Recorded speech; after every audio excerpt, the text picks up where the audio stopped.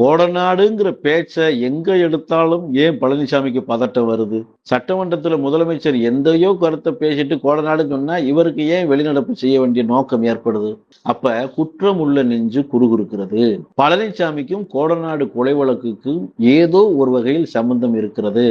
அதை புலனாய்வு தோண்டத்தான் பூகம்பம் ஏற்படும். இதை நம்ம நம்ம நம்ம இருக்குமா இல்லையாங்கிறதெல்லாம் நம்ம அப்படியே யோசிக்க வேண்டாம்.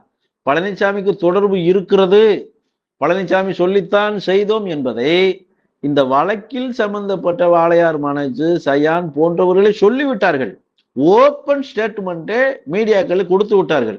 தனபாலு, அதாவது கனகராசனுடைய அண்ணே தனபாலு ஓப்பனாவே பழனிசாமிக்கு தொடர்பு இருக்கு, பழனிசாமி தான் என் தம்பியினுடைய சாவுக்கே காரணம்னு அவரே சொல்லிட்டாரு. பழனிசாமி ஓடி ஓடி போய் தடை வாங்குறாரு, யாரும் இது சம்பந்தமா பேசக்கூடாதுன்னு கோர்ட்டு மூலமா ஆர்டர் வாங்குறாரு. அவளிய எனக்கு இது மடியில கனவு இல்லைன்னா வழியில பயம் இல்லை, எனக்கு இதுக்கு எந்த சம்பந்தம் இல்லைன்ட்டு தெம்பா போகலாமே. ஏன் பழனிசாமிக்கு பதட்டம் ஏற்படுது? அப்ப நல்லா திடமா தீர்க்கமா இந்த வழக்கு விசாரிக்கப்படும் போது பழனிசாமிக்கு என்ன தொடர்பு இருக்கிறது, இந்த வழக்குக்கும் பழனிசாமிக்கு என்ன சம்பந்தம், இந்த கொலைக்கும் பழனிசாமிக்கும் என்ன மோட்டிவ் அப்படிங்கிறதுல நல்லா தெரிய வரும். இந்த வழக்கு முடிவுக்கு வந்தாலும் பழனிசாமியுடைய அரசியல் வாழ்வை அஸ்தமிக்கும்.